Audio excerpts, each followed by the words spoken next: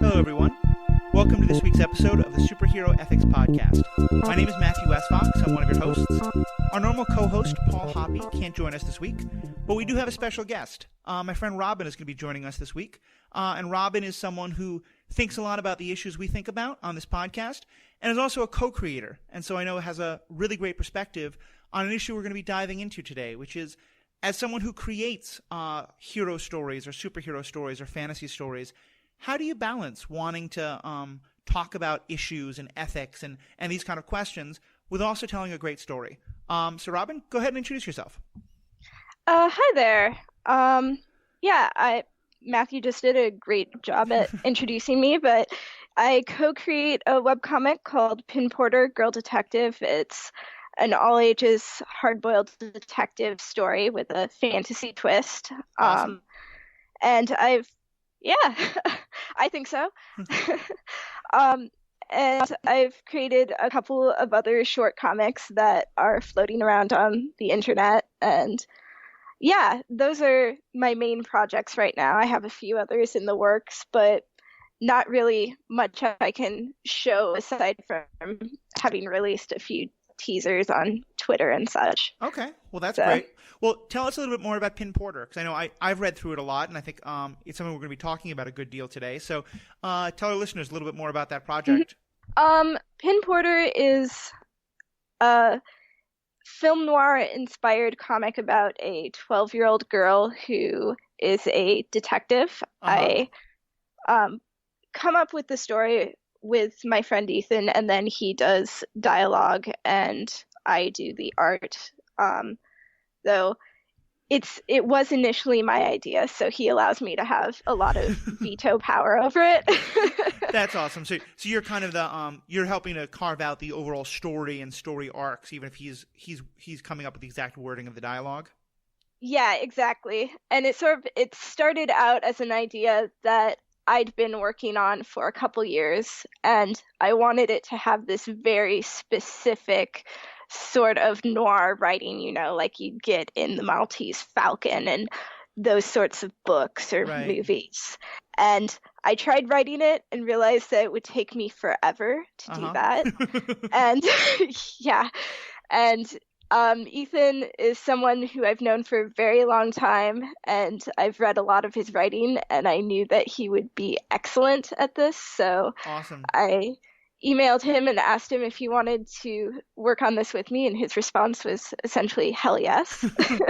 Well, I if nothing else, I want to give a great shout out to that, because having seen some of George Lucas's work, I think we can acknowledge that there are some people who are fantastic creators of story, but maybe not the best at dialogue. So recognize, I think that's fantastic. And I will say, just as a just to give a plug to it, I read most of Pin Porter. I think it's a fantastic story, and something definitely I think our listeners would really enjoy checking out. Well, thank you. Well, and one thing, I do love that it's got this. It's very sort of film noir, as you said, but also has a lot of kind of fantasy elements. There's a talking pigeon who's one of Pin's best friends, and kind of a lot of fairy elements. Talk about what gave you that idea of wanting to meld kind of film noir and fantasy in that regard. Well, a lot of that did come from Ethan. One of the things that I'm very, very lucky with getting to work with him is we were both like homeschooled kids who spent most of our time reading when we should have been doing schoolwork. Okay. So that sort of turned out with us reading a lot of the same books. And so he'll say, like, well, what if we do this obscure reference to this old fantasy novel? And I'm like, yeah, nobody else will get it, but I know exactly what you're talking about. Oh, that's awesome. Yeah. So, since we are both always very into fantasy, very into Irish mythology, I lived in Ireland briefly and studied a lot of their literature and history. So it's very dear and near to me. And because of that, we both really wanted to incorporate it into our story. Right. And we both have also seen a lot of the same movies we both love, Uh-huh. old black and white film noir and screwball comedies. So incorporating that as well was really fun. That makes a lot of sense. That makes a lot of sense. Yeah. Well, and so let's talk about for you as someone who creates stories. I know you really care about a lot of the same issues that we talk about on this podcast in terms of the ethics of power and issues of gender and race and things like that, and different ideas about right and wrong and how heroes or villains work in the world. Why is that important in terms of like when we talk about like as someone who creates a story? Why is it important to sort of think about those issues as you're creating a story, do you think? Well, I think that people learn a lot from that sounds very vague. They learn a lot from stories, but they develop a lot of their worldview and their ethics from stories. And Right. And there have been a couple of studies done to say that reading really improves empathy, and I think that also can be applied to any form of storytelling. That it forces you to put yourself in the place of someone who doesn't necessarily think like you or have the same background as you, Right. and so you can really broaden your worldview in that way. No, I think that's a great point. I think especially in terms of, when I think of a lot of the sort of ethical ideas that I hold dear, a lot of them have their core in the stories that I held dear as a kid. Most of my ideas about like vengeance and anger and fear, come from Star Wars, and a lot of the lessons that I first learned about, learning to empathize with people who are different than me came from Star Trek and talking to my mother about that. I think there's a great idea there of that the stories matter both because they're entertaining and a great story, but also because the kind of significance that we can find in them. Yeah, I'd agree. And yeah, definitely the stories that I grew up with as a kid also really informed my worldview. I was completely obsessed with The Lord of the Rings as a kid, and yeah, that really informed my current views on pacifism and doing the right thing, because I think that that's something that's very strong to that story, especially with Frodo, who really doesn't want to take the ring to Mordor. Right. He always is trying to pass it off on someone else, but eventually he realizes, well, I have no choice. Go ahead. Yeah. I was just going to say, and the other thing about The Lord of the Rings is how it shows how war affects everyone.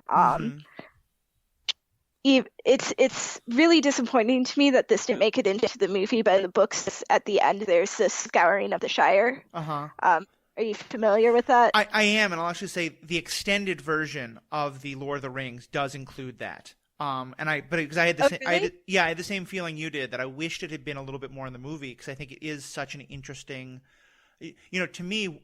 I know a lot about Tolkien's history as someone who went to World War II. Right. And to me, one of the things I always loved about the book is this idea of like, these guys go on this wonderful quest, and part of it is that they come back and they can't really go back to the Shire that they left, because the war has changed them and the war has changed the Shire. And you're right. I think it's a little too bad, although there was so much in it already, that wasn't in the original version of the movies, but it is in the extended cut. And it's a little, the way it's sort of feels a little shoehorned from kind of a movie making perspective, but it is a good representation of that idea. Yeah. And I love what you were saying about Frodo, because I think that's we do so often see the sort of the hero, especially a male hero, who is very like, I will do this, I will, lend my, and there's some of the other characters in that story, I will lend my sword, I will lend my axe, etc. Right. And I love that Frodo is the opposite of that he's very much the reluctant hero, who sort of he feels he has to do it, but for him it's not about ego, it's not about honor, it's not about I must use my sword for this great purpose. Right. And we have been trying to bring it back to Pin. We have been trying to show a bit of that reluctant heroism with the character development of one of the characters, Riley. So Yeah, not to give too many spoilers away. Riley starts out as a missing person that he's a classmate of Pin's, and he one day snaps, runs out into the middle of a field and disappears. And his sister sees this, and she goes to Pin and says, "Hey, can you find my brother?" And she finds him and she saves him, but in the process she gets very sick. And this is all the first story arc. We just began the second story arc, in which it starts out with Pin being very sick, and Spencer, who's her fancy talking pigeon friend, goes to Riley and says, "Hey, she saved your life. You have to help her." Right. And Riley says, "No way, I'm not doing that." And Spencer says, "Oh, no, you're coming with me," and drags him off on this quest to help Pin. And Riley really starts out as a not great, not very moral character, and through that moral obligation to help Pin, he starts to become a much more selfless hero.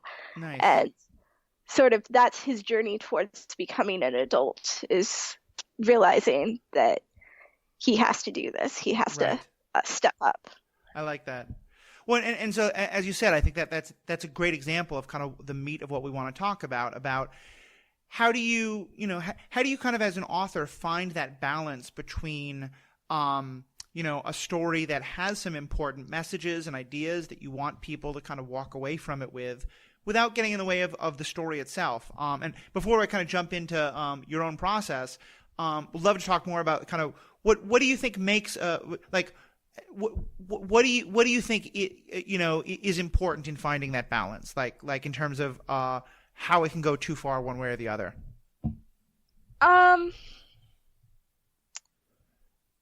Well, I think that it's really, really difficult, especially when you feel very passionately about something. It's very difficult to dial that back and not want to just sort of metaphorically. Sorry, go ahead. Get up on the soapbox kind of thing. Yeah, metaphorically punch your reader in the face with your message. And I think that something that does that really unsuccessfully is the show Supergirl. Yeah. Which I know you have some feelings about as well. Where I haven't finished watching Supergirl, so I don't know. Maybe it's gotten better, but the problem I had with it was they have the story and then they have the message, and it kind of feels like the characters stop in the story and say, "Okay, this is the scene where we're telling the message." And it's not quite after school special, but it sort of feels like it's heading in that direction. I definitely would agree with that. I mean, I will say I've now seen most of the second, or as much of the second season has been released, and at the time of this recording, so just after the invasion storyline, and I think it gets somewhat better, especially in terms of there's now a whole big spoilers for Supergirl, but there's a whole plot line with a character realizing that they're gay, and I think that they've done that in a fairly good manner. My English there just got terrible, but they've done a fairly good job of telling that story with a little more subtlety. But I think certainly in the first season. But yeah, just kind of go deeper on that. What do you think are some examples of that? Where you like scenes where you saw that problem in Supergirl? Because I know I can certainly think of some, but I'm curious what grabbed you. Well, I'm thinking specifically of. There's one episode where Kara is trying to do 10 things at once and balance her job and being Supergirl and working for I'm blanking on the name, the Secret Defense Association. DEO. That DEO, yeah, thank you. And at some point she asks her boss, "How do you do it all?" And it's so like it feels like it was taken straight from a feminist article about women having it all. Right. What do you have some examples as well that episode was definitely a good example for me. I think there's a scene in I think the first episode where there's a conversation between those same two characters, Kara and Kat, Kara and Kat, about if Supergirl is a empowering name or not, and the debate they have. It just, because here's the thing is, to me, the issues that Supergirl is bringing up are important issues, and it's not that I disagree with it. It's that in that scene, it just feels like there may have been a debate in the writers' room about do they want to update the character's name, and it felt like that exact debate was what the characters were saying. It just didn't feel like the dialogue didn't. It felt like it broke the story, and took me as a audience member out of just enjoying the story. And now I was getting to hear the audience member, the writer's political opinions. Yeah, exactly. I feel like it was very clumsy writing on the creator's part.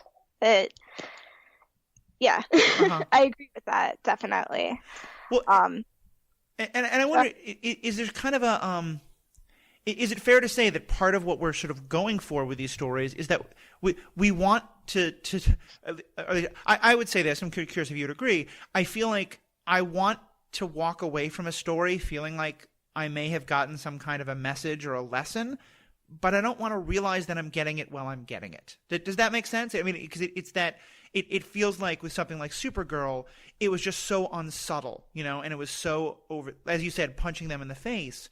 Whereas, as you said, with something like Lord of the Rings, you can watch it and you don't sort of feel like, okay, now Tolkien's telling me his message about war. You feel like Tolkien's telling me a great story, and in that story, you're learning some important things about war. Yeah, exactly. I think part of that is there's classic writing tip. You should show your readers, not tell them. And I feel like Tolkien is showing us how devastating war is through the characters' experiences and actions, whereas Supergirl is telling us what they think. So, go ahead. No, I was just gonna say, I don't like being told the message. I like being shown the message. I think that's a lot more successful. Mm-hmm.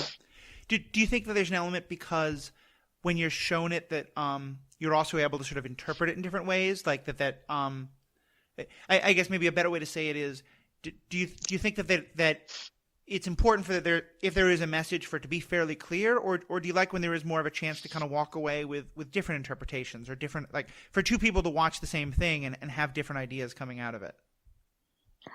I think that there can be value in both. I love the ambiguity of people being able to walk away with it with different interpretations, but there are also, I think, successful stories where there is one quote unquote right message. But I think a good example of a story that has some of that ambiguity would be Princess Mononoke, where there isn't necessarily a right or a wrong. You can see and understand both sides of that issue. Yeah, can you tell us more about that one? Because I'll admit I have not seen that story, so I'd love to hear more about it. But I know you'd mentioned it as one you really wanted to highlight as a good example. Oh, you haven't seen it at all? I have not, no, sadly. Okay, Princess Mononoke is an anime about how do I explain this? It's about a girl who was raised in the wild. She was literally raised by wolves, and she is connected to the forest, and she can, like, there is this personification of the forest spirit, and she's, you know, she communes with it and such. Then there is the town that I think it's actually called something like Iron Town, so it's very obvious what they're going for there. And it wants to cut down the forest and destroy it so it can build more. And that's the very basic story. Uh-huh. It The town is also a refuge for social outcasts. It was, it takes in former brothel workers, it takes in lepers. So there's a lot of positive representations of disability there because they're giving these opportunities Uh-huh. for these social outcasts to contribute Mm-hmm. in a really, from the town's perspective, a really productive way, but not from the forest perspective because the forest is being destroyed. And the spirit of it is literally being killed. And so I think that that's a good example of where you can see that nobody really wins in this situation, because if you destroy the town, you're destroying a lot of people's homes and livelihood. But if you destroy the forest, then you are destroying the spirit of the forest. You're destroying the home of the animals. You're destroying Princess Mononoke's home. Oh, wow. So, yeah. Oh, sorry, I wasn't trying to interrupt. I was just agreeing with you, not trying to interrupt you. Yeah, no. So that, to me, I mean, I am very much on the side of the forest Mm-hmm. because I'm very much an environmentalist. I care more about the trees and people. That sounds terrible to say, but I can understand where you're coming from. I care about, yeah, but I can also see how the town has a really good point as well, and the town provides something for people who might otherwise be living in a lot of suffering. Right. And so that duality there is really interesting to me. Well, and I like that because I've talked about some of the other things that I love as there's a real power when a story can make you walk away, not just saying like, okay, I've learned a lesson, I'm done there, but that there's a real it leaves you with a real question that you're not sure of, and that you can sort of walk out. Like I can imagine some really interesting conversations after people watch Princess Mononoke, like debating that, if different people see it a little differently. And I often think one of the best ways of people learning is by getting them to ask hard questions, even if you're not giving them the answer. Yeah, I think, there is the saying, if you have all the answers, you've been asking the wrong questions. Oh, I like that. And this sort of reminds me of Civil War, which I know you've talked about quite a bit before, and I think we've talked about it before. And the conflict between Tony Stark and Captain America. Yep. And that's another thing where people have gotten very divisive about it. Your team Tony or your team Cap, and that's brought up some really interesting discussions. Oh yeah. Yeah, no, I was thinking about Civil War as you were talking about Princess Mononoke, because I think to me, and this podcast and this blog really was kind of born out of the conversations that Paul and I were having about Civil War, because I am somewhat controversially very much Team Tony and he's very much Team Cap. But more than anything, I feel like what I really loved about that movie, especially compared to, I don't know if you saw, but Batman vs Superman, is I feel like they're okay. Well, they're both, I think, taking on this central question of how do people react to the idea that there are people in the world with incredible power who are claiming to use the power for good and are, for the most part, using the power for good, but have the potential to either accidentally or on purpose use that power for in ways that other people really don't like. How should we as a world react to that? And I feel like Batman vs. Superman made it pretty clear that if you think Superman is corrupt or has the potential to be corrupt, you're just wrong and you're dumb or you're Lex Luthor, and clearly we shouldn't be worried about it. Whereas Civil War really made it much more of an open question in a way that I really, really loved. And I think you're right. I love what you're saying about how important that is to storytelling.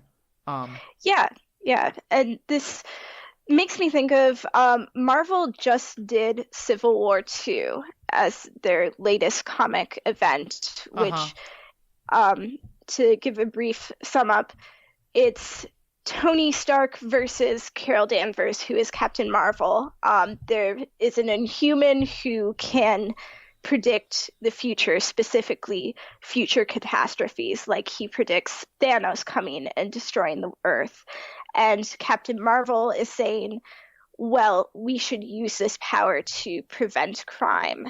And Tony is saying after she's tried to prevent crime and some very big name characters get really seriously hurt, he's saying, well, he's only predicting one timeline, and by he's making a big assumption about how time works here, but if we accept that assumption,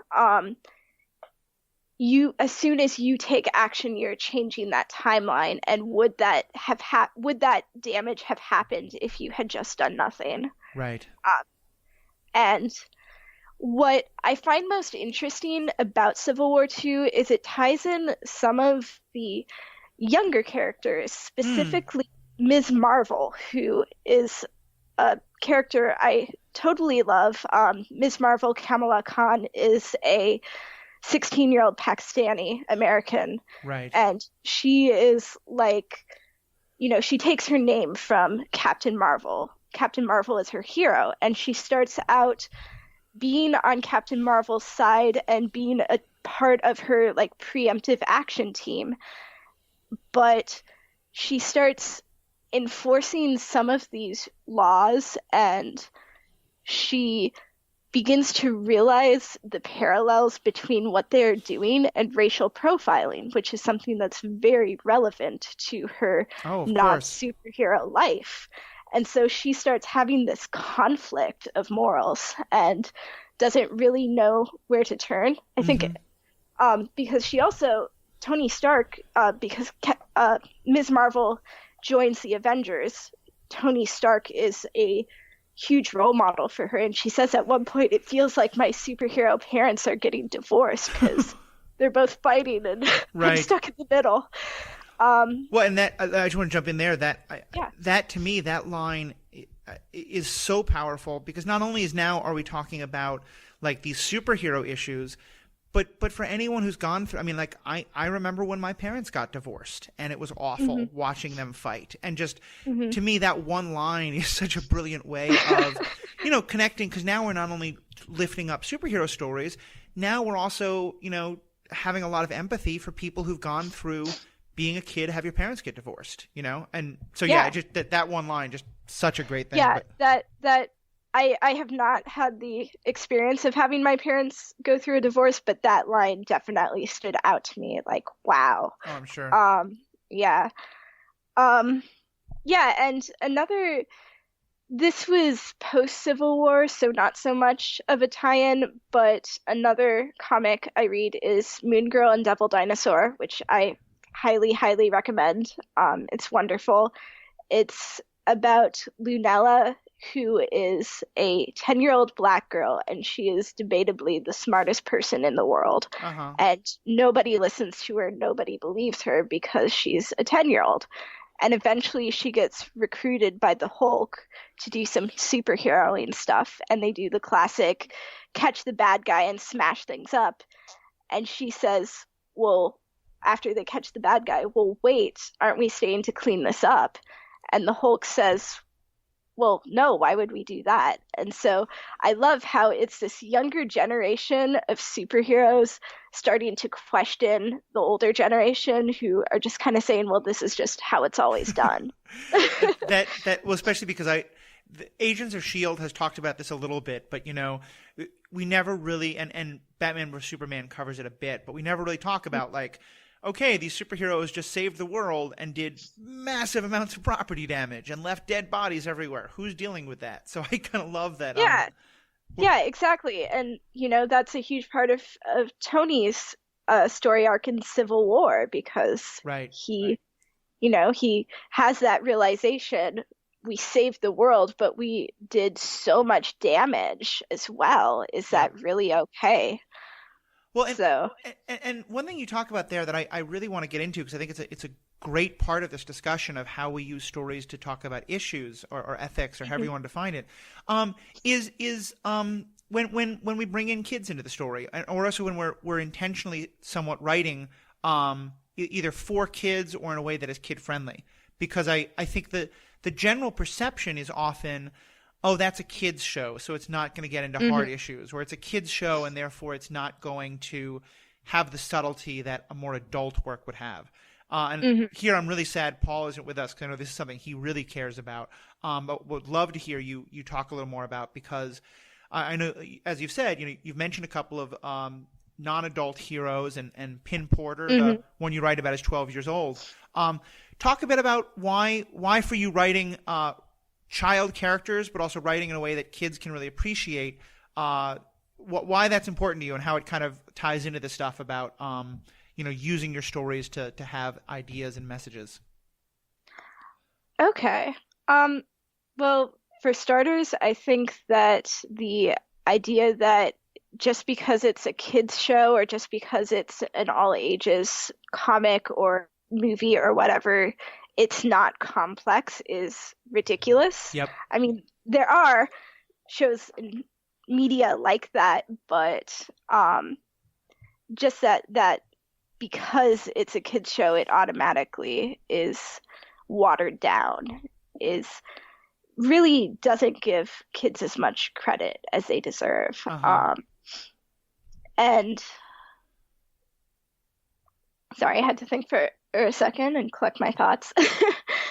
I think that kids have a much more defined sense of justice than adults. They have a very clear for better or for worse, they have a very clear black and white perception of what is right and what is wrong, even on a micro level. Like, you will talk to kids and they'll say things like, well, that kid took my toy and that's not okay and that's not fair. And they don't care that life isn't fair. It has to be, because that's right and that's right and that kid is wrong. So, and I think that that's really interesting. I look at media like Calvin and Hobbes. I see this a lot, and I love Calvin and Hobbes. I'm a big, big fan. I have been for as long as I can remember.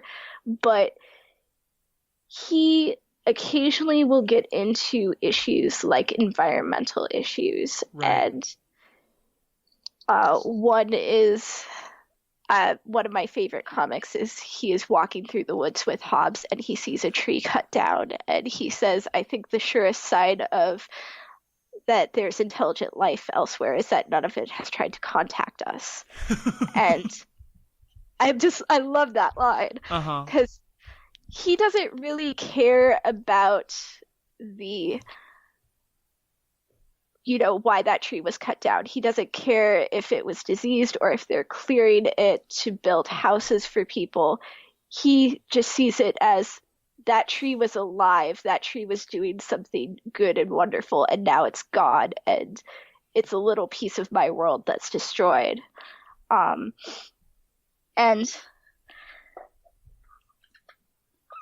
I think that there's some value in that.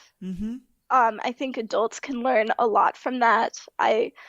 Much as I love moral ambiguity and those questions of right or wrong, I think that sometimes adults can get really, really caught up in that ambiguity to the point where they don't think about who is hurting from this, who Yeah. is right or who is wrong. And kids will look at something, kids will look at, rainforests being destroyed and say, that's wrong. Why are people doing that?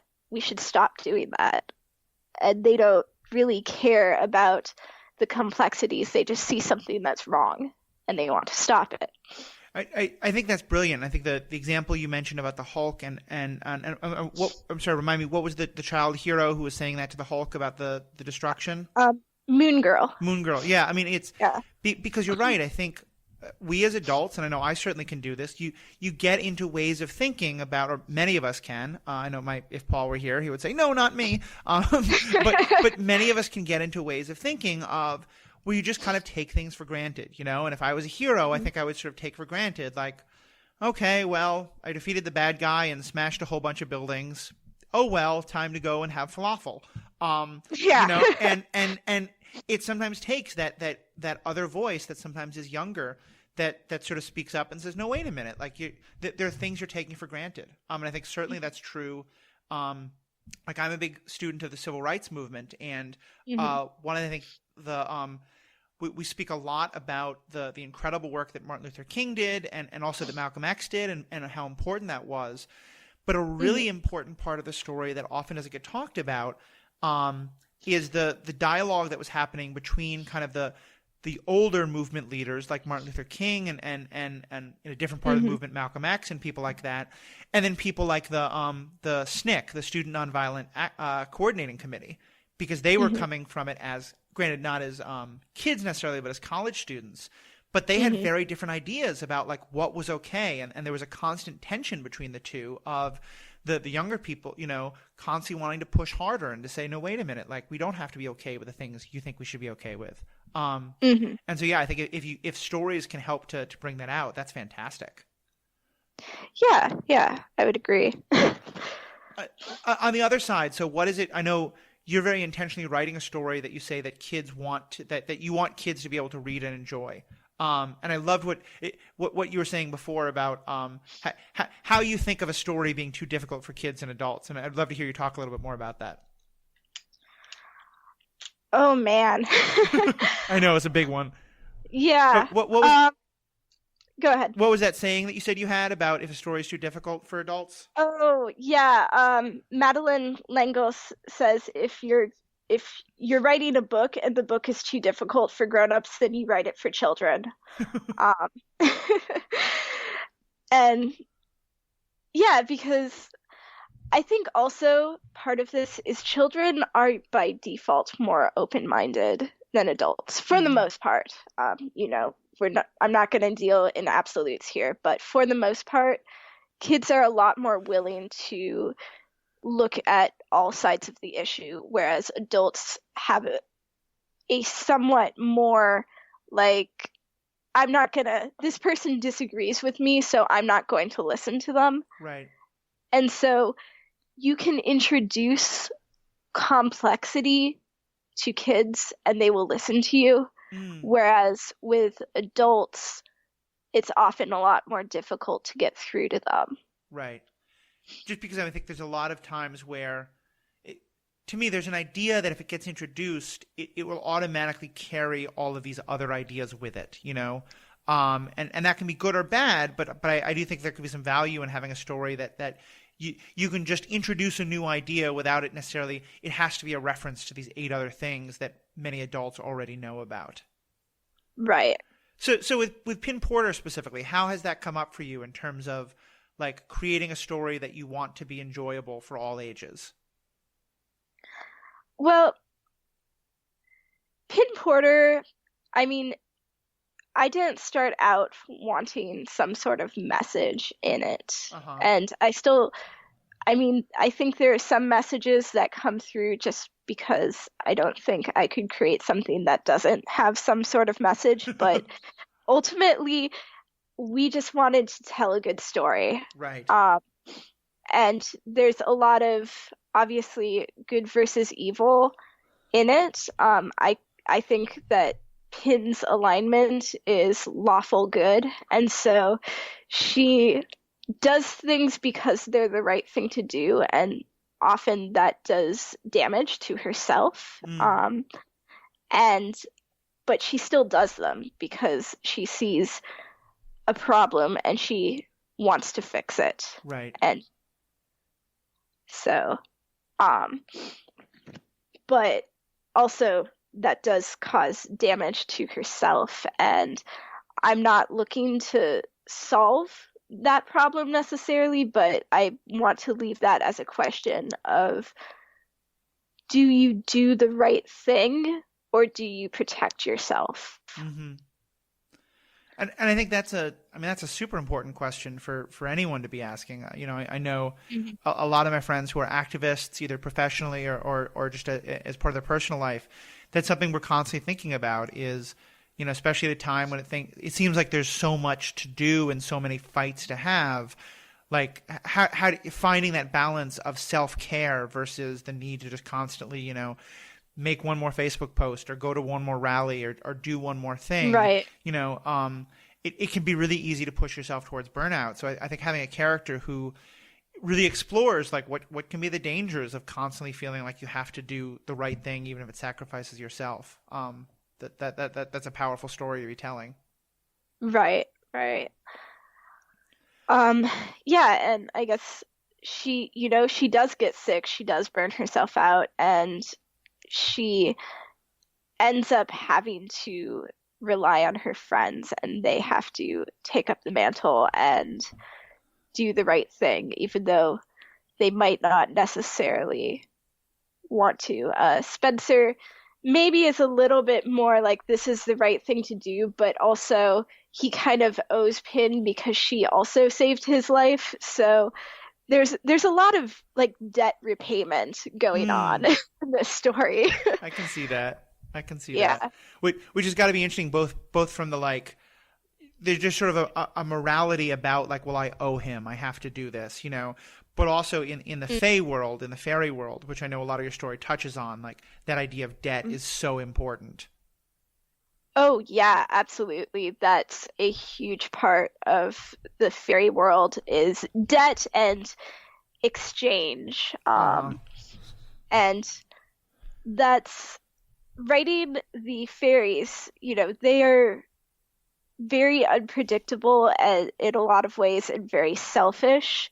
Um, but their motivation is always, what can I get out of this for me? Mm-hmm. Um, I'm like the king and queen of fairy that they hate each other. They're loosely based off of Oberon and Titania, who, if Okay. you've read Shakespeare, they Yep. argue a lot.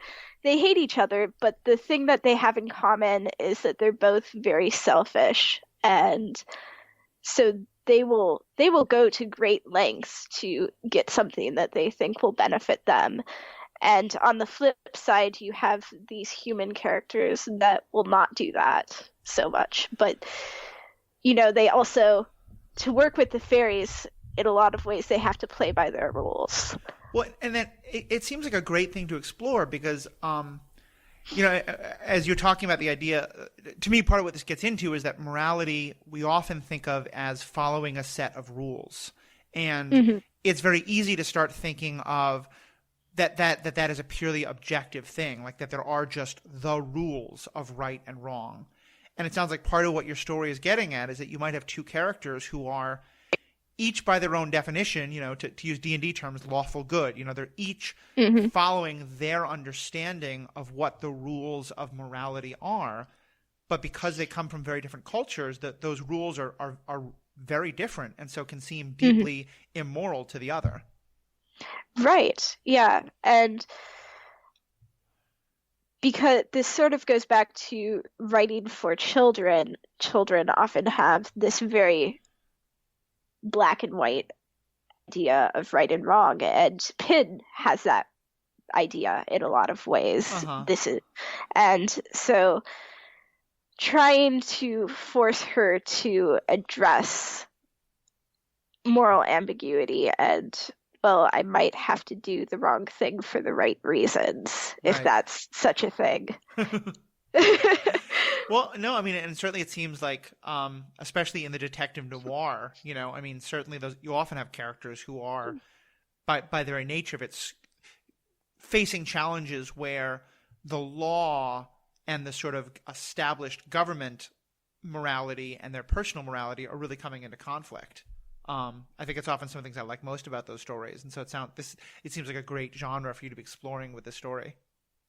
Oh yeah, definitely. I think detective noir has that in common with superheroes because a lot of superheroes are also considered vigilantes because they realize that the law isn't necessarily the best way to do the good thing, and detectives, private eyes in these stories are often at odds against the law because they have their own way of and their own idea of how to do the right thing. Oh yeah, I mean, both Paul and I have often talked. Our first episodes actually were about Batman and about how Batman is certainly my favorite hero, and I think he would say one of his. And one of the things that I've talked about, and I think he has as well, is this idea of, in a lot of ways, Batman to me is the best Batman stories are detective stories where he might have some great toys and some great technology,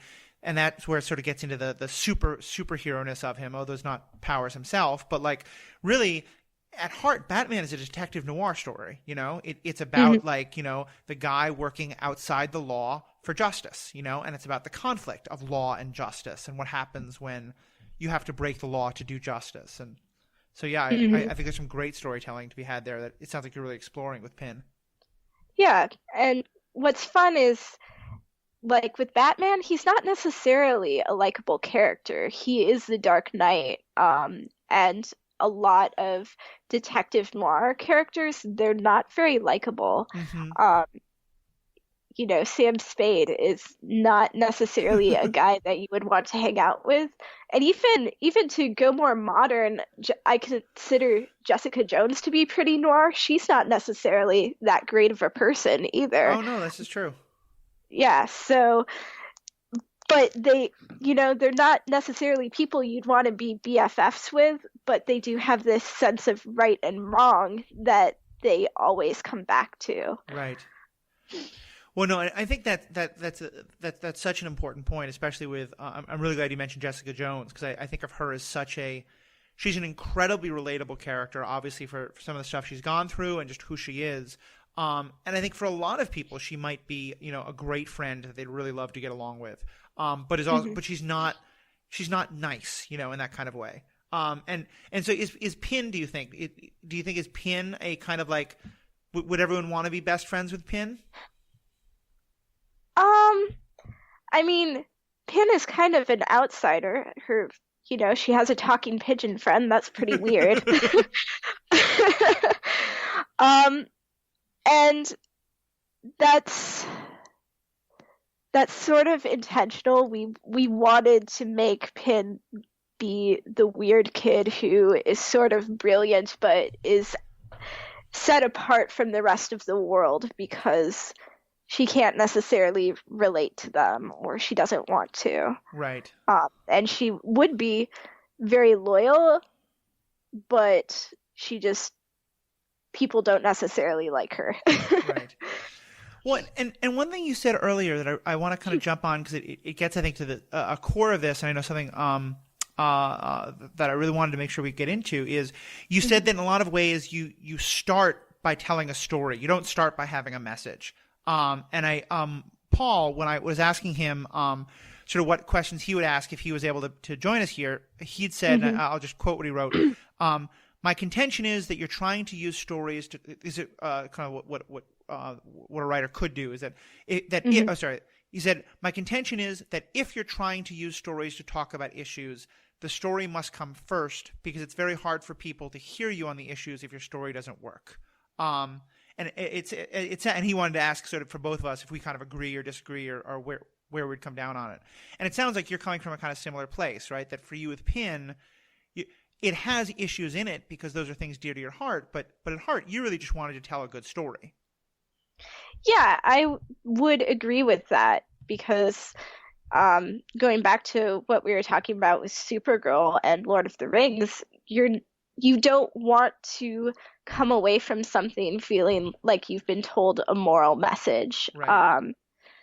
And I think that if you are telling an appealing story, you are going to reach a much wider audience than if you're just trying to hit home a moral message. Right. Yeah. Do you agree with that? Yeah, no, I think we're all on the same page there because I think that as we were talking about with Supergirl, like some of the worst stories can be when it just feels like it's the ABC after school special idea. If you turn on a show and it's very clearly like the point of this show is to show you how bad drugs are, then you're not probably going to get that message because it's just hitting. As you said, you're being punched in the face with it. Yeah. And I love what you said about that. When you start out just wanting to tell a story, because these things matter to you as a person, they're going to come out in the story. Yeah, and like Calvin and Hobbes, again, I don't think that Bill Watterson started out wanting to tell this moral message. I think he just wanted to create this character and play around with it. And he was able to tell people this story and give them access to these ideas because he had built up this really beloved character, not necessarily lovable, but beloved. And I think Calvin's pretty lovable, but maybe not by his parents. some ways. And he was able to do that because people were invested in the story and they were going to listen to him because they loved the story. Right. I mean, I think that is often kind of one of the most important things is that need to get your audience's attention first and to establish that this is someone who you want to care about, like right. I as a young child, I found Yoda to have these incredible messages that were, ones that I really, can still quote 30 years later in terms of messages about morality and what anger and fear will do to you. But the fact that he was cute and green and spoke in this funny way that I loved, that was a big part of why I wanted to listen to him, And if it had just been like some guy just standing up and telling Luke in a boring voice, here's the message about morality, it probably doesn't stick with me as much. Yeah. Yeah.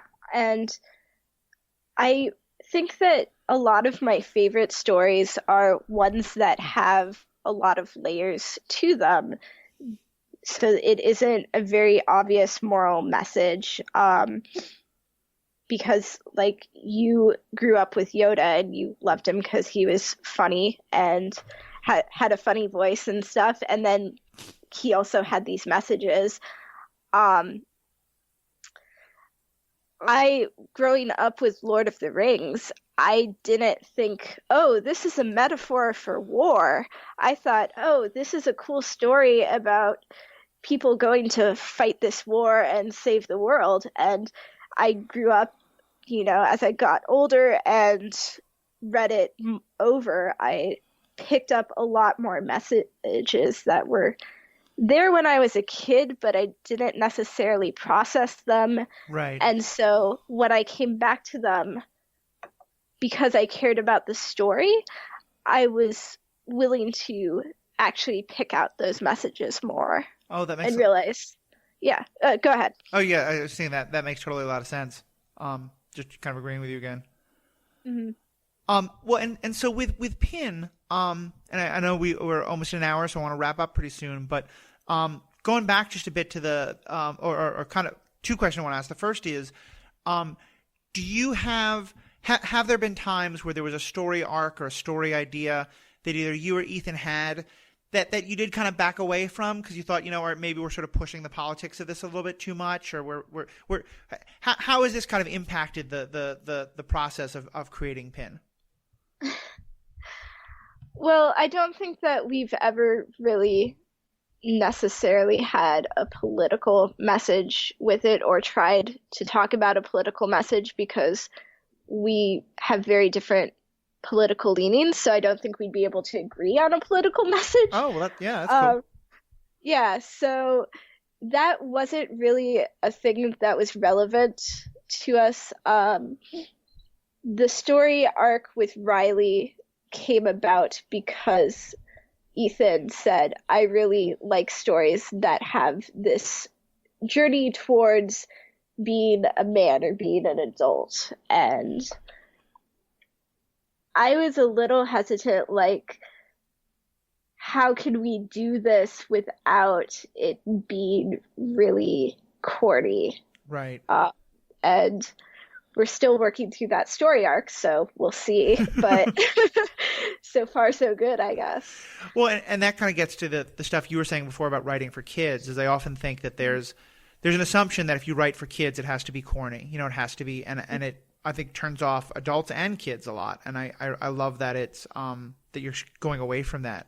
And kind of related to that, I wanted to ask, are there, because I think one of the first things people will say is, oh, this shouldn't be for children because it has topics of sexuality or it has topics of death, or like, there are, that if a media is for kids, then there are topics then we should be hiding for kids from. And I'm kind of wondering, like, how you think about that in terms of like what is the subject matter that's appropriate for Pin to get into.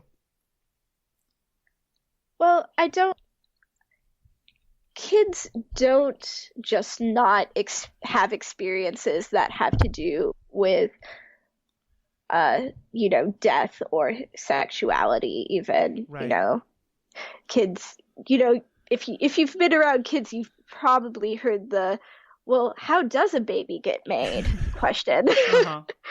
And also, kids do experience death. They'll have family members die, or they'll have a pet die, and that's not something that is just irrelevant to their life. And Right.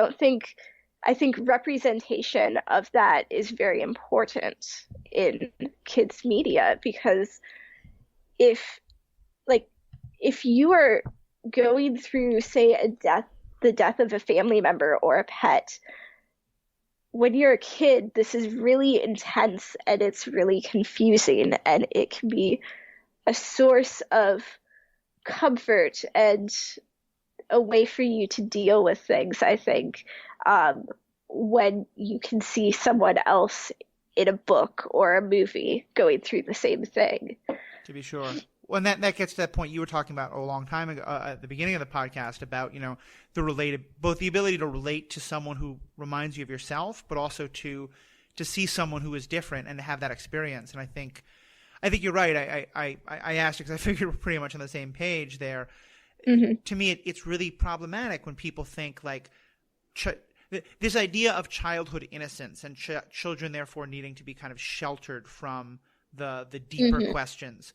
And I think the more that stories like this can introduce kids to topics that are going to be part of their lives in ways that adults might not want, but that certainly are, that's a much better Mm-hmm. thing and helps people of all ages. Go ahead. Yeah, I definitely agree with that. And I'm really happy to be seeing more and more of that in children's and all ages work. One thing that I did want to bring up was the comic Lumberjanes, which is a great kids comic. Have you heard of it? I haven't. No, go ahead. Great comic, probably one of the best comics out there right now, definitely the best all ages comic. It's about a Girl Scout camp essentially in the middle of the woods, and there's yetis and mermaids and other monsters in the woods, and all these weird things keep happening. And a lot of the comic is just like a weird, fun fantasy story.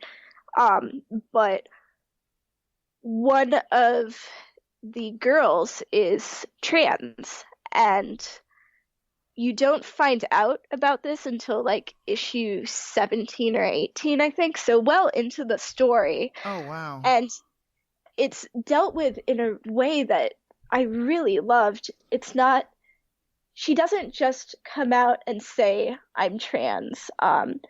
What happens is there's another character who is from the Boy Scout troop across the lake or whatever, and he's trying to get in with the Lumberjanes and he wants to help them on their adventures, and she feels very threatened by his presence. And she's like, thinks, well, this is for girls only. And he has a conversation with her where he says, I just don't feel like I belong with the Boy Scout troop. And she says, yeah, when I was in the Boy Scout troop, I never felt like I belonged there either. And oh, wow. That's all she says. And that's how it's addressed. And you can infer from that. And, you know, I read an interview with the creators of Lumberjanes where they talked about how they had some really, really long conversations about how they wanted to address this girl's being trans, and how they wanted kids to be able to see that positive representation.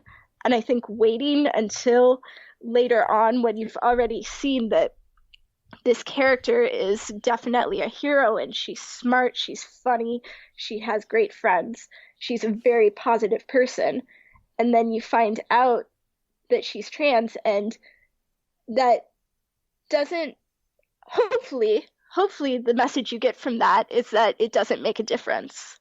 It doesn't change that she's this amazing person, and that's not the only part of her identity.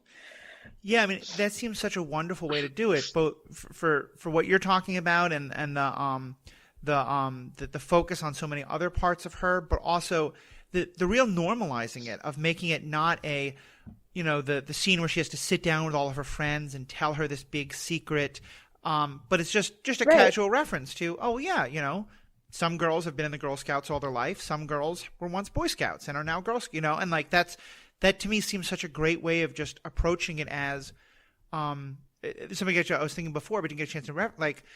One of the things I think that often I think is fantastic about the way kids can approach things is because you're right, they have very strict ideas often about what normal is or what right and wrong is, but they're also very affected by, like, if they experience something that most adults would think is completely weird, but they experience it and learn that it's normal, then it's just normal for them. And so it's very easy to be like, oh, sure, you know, this person used to be Jim, but now they're Jane, and that's totally okay, you know? And like, why isn't that normal?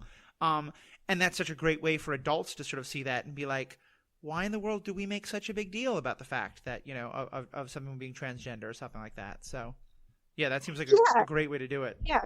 And I mean, kids get that very strong sense of right and wrong from what they are taught by the media created for them and what adults tell them. And so if you have a story telling them it's not a big deal that your friend used to be Jim and now is Jane, that's going to be integrated into their ideas about morality and what's okay and isn't okay. Right.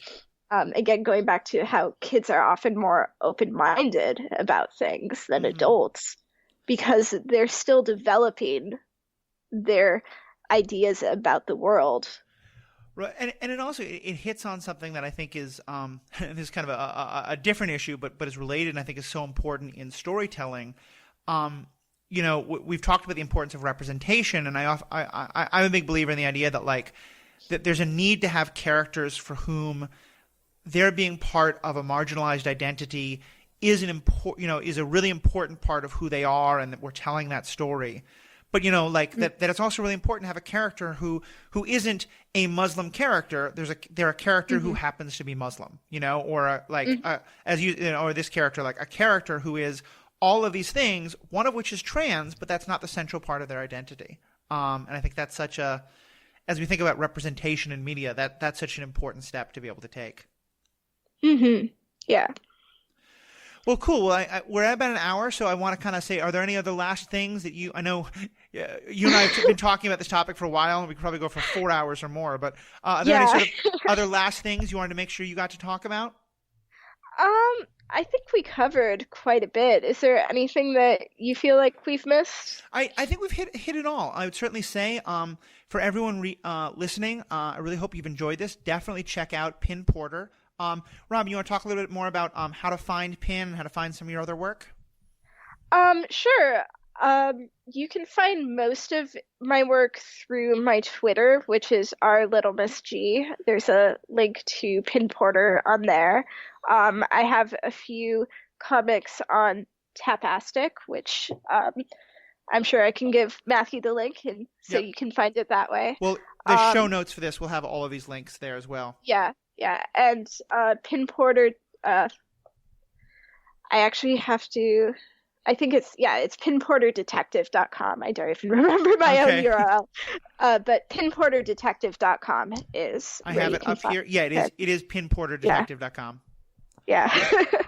Cool. Well, thank you, Robin, again so much for being a great guest. I think this is we've kind of gotten into for having me. Yeah, definitely. We've gotten into a new area that we haven't talked about in the podcast before. And to all our listeners, I want to thank you for being a part of this. As always, please help us continue the conversation. You can tweet at us or find us on Facebook. Both are Superhero Ethics.